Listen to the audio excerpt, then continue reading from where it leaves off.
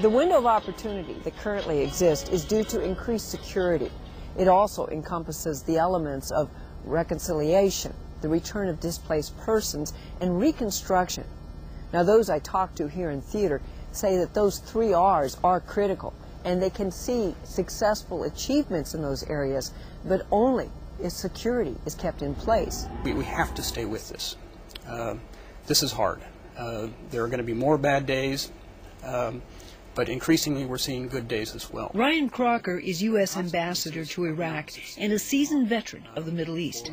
We're coming up on the 1-year anniversary of the surge. February, I think the first troops hit the ground. June is when we had the surge of operations. We had the Baghdad security plan. Highly successful in your point of view?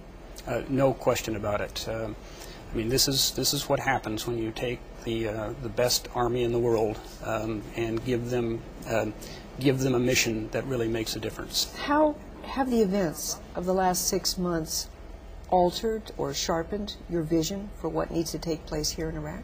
First, of course, maintaining that security, and maintaining that security increasingly with an Iraqi face, which means further development of their forces. Then you have the need for services. The Iraqi people need to feel a difference in their lives. Now that violence is down, they need to see that hours of electricity increase. They need to see they're getting water. They need to see schools reopened. They need to see job opportunities. And then in a third set of issues, it's the political process. You've heard a lot about bottoms-up reconciliation. That has been extremely important. There also has to be a top-down, and the two need to intersect, and there are efforts underway for that. How important is security still to this day, and better yet, how important is the role of the Iraqi security forces?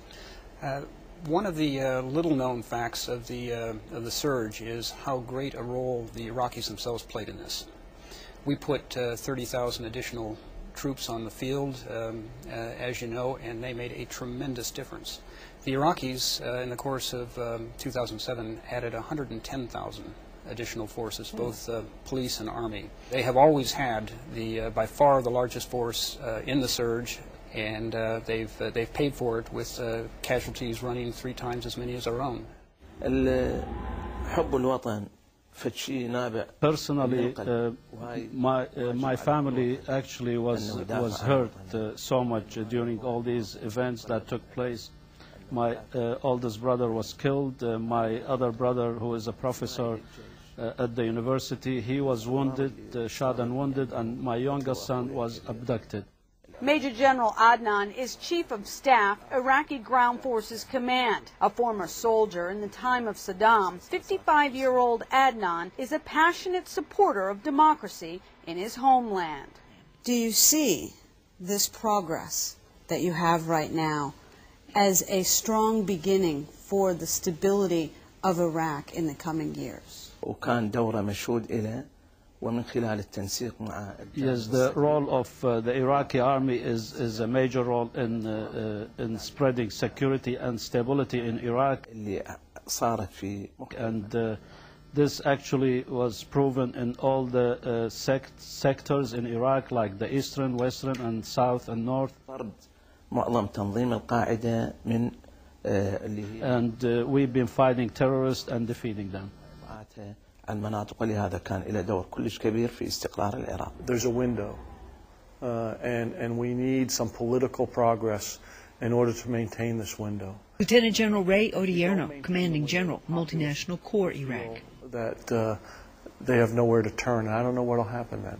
But you've got the CLCs coming out, 70,000 plus across the country, more coming out every day. Are they having an impact? They absolutely are having an impact. Here's the bottom line: is what happened is they, for the first time, felt that they were secured enough where they could really fight Al-Qaeda, and they chose. They chose they'd rather work with coalition forces than work with Al-Qaeda. They want to be part of the future of Iraq. They want to be recognized by the government of Iraq, and that means a lot to them. So that's why the reconciliation effort as we move forward is so important, because ultimately they want to be recognized by the government of Iraq and be part of the future. What's next? Well, I think over here we just got to continually move forward. It's not over. We still have a lot of threats out there, Al-Qaeda, some Shia extremists. We got to stay after them. Why we continue to rebuild the country, why we rebuild the capacity of the government. We need to push the government to move forward. We need to push the government to be unified with all Iraqis. Those are the kind of things, if they don't happen, could derail the sacrifice and progress that's been made this year. Progress is inching forward throughout Iraq, even in the north where al-Qaeda is struggling to hold on. We'll see more when we return.